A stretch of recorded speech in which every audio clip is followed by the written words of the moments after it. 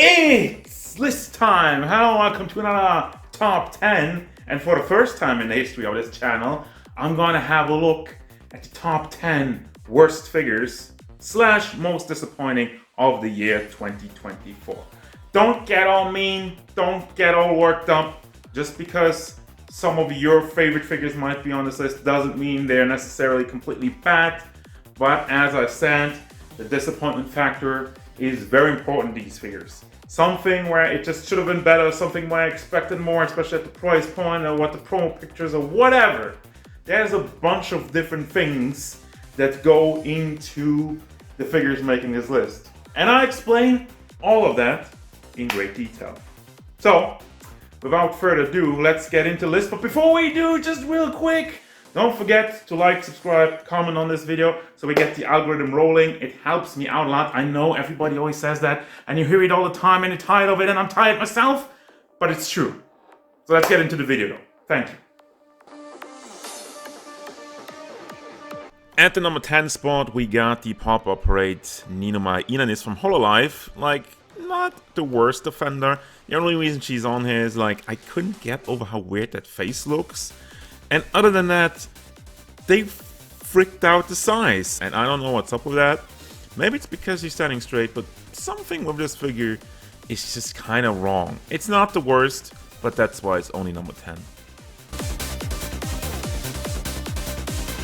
I really don't know what happened with this one. Number 9 is Arad Brun, which came in with a lot of hype. I think a lot of people were looking forward to this release. A lot of people were being happy that we finally get like a high quality figure of one of the Type Moon classic characters.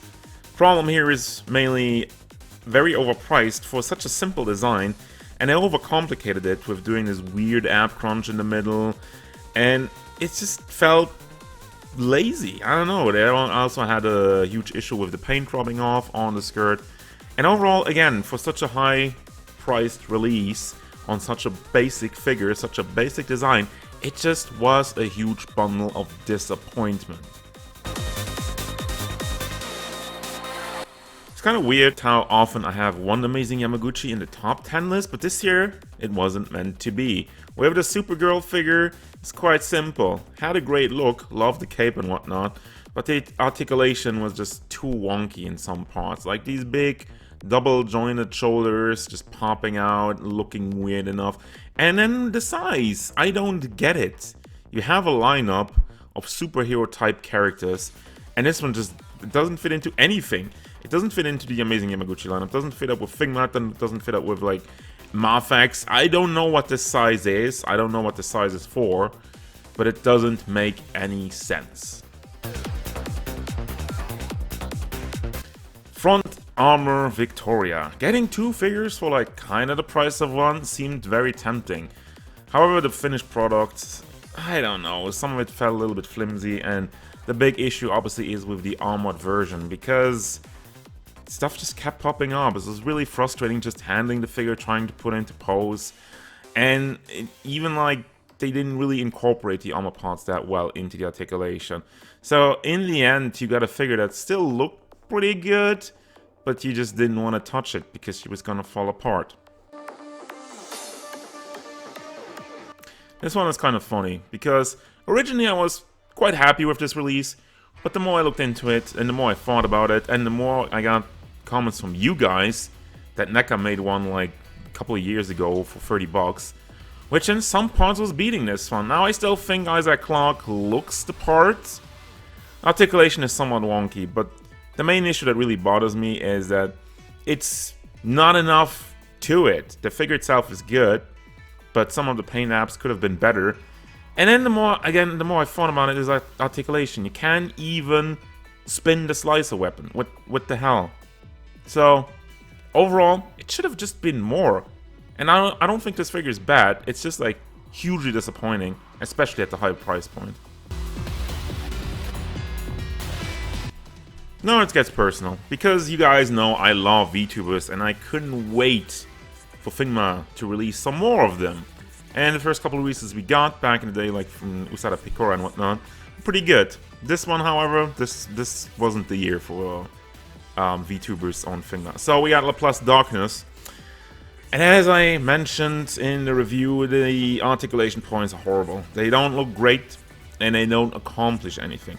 Now, generally speaking, the figure still looks good, but as a product, as an articulated figure, it fails. It looks good, has some decent accessories, well, actually pretty cool, but yeah, they couldn't figure out how to get the engineering team to make something that works and make something that looks good. I really don't like bring-outs. I haven't bought a lot from them, but every time I do, I regret it. And there's no difference with the Tifa law card. Now, I wanted the Tifa figure because I was like, well, this is one of the most iconic figures in gaming history. Also like a big fan servicey type character, which I want to have in my collection. So I gave Bring-Outs another shot, and what I got, quite frankly, once again, is not a terrible figure, but at the price point, this is basically a figma with worse paint job and less accessories. The accessories in general are extremely laughable, again at the high price point, and the paint is just very sloppy. While not being a bad figure, definitely an overpriced one that should have been way better. One word to describe the Red Eyes Black Dragon would be frustrating. I was so happy with the Blue Eyes last year, and getting the Red Eyes is just kind of on par because Red Eyes always gets outclassed by Blue Eyes, no matter what it is.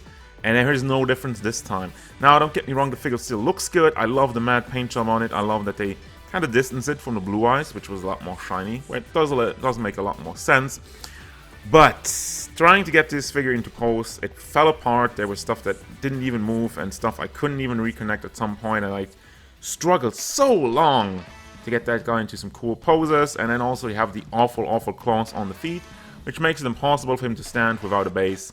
And even a base doesn't even work that well. So it's another one of those figures that I don't want to touch anymore. I put it in a pose, I put it on the shelf, and now it's just going to be like, yeah, I'm going to look at it, and that's it.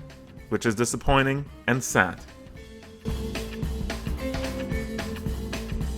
2024 just hasn't been the year for Figma Vtubers. I don't know what happened. They started off so well with Marine and Pekora and whatnot, but this year we got Laplace and Lgura. One of the greatest VTubers on the planet deserves better than this. Now, we already had a look at Laplace, and this figure is basically worse in every single point. Because she also doesn't articulate very well, but unlike Laplace, they decided to cut up this figure, shred it up with parts that don't even line up, make it look weird, and doesn't articulate well at all.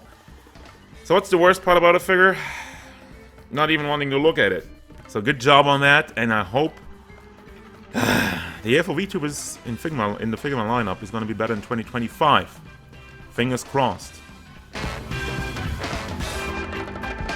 Boy, I love haloreach, but I don't like this one. The haloreach Carter from 1000 Toys definitely deserved this spot. Well, you could just put in Noble 6 as well, but this one's even worse because this is their second release after Noble 6, and you would have hoped that they would have improved on some of the things, but no, it actually just got worse.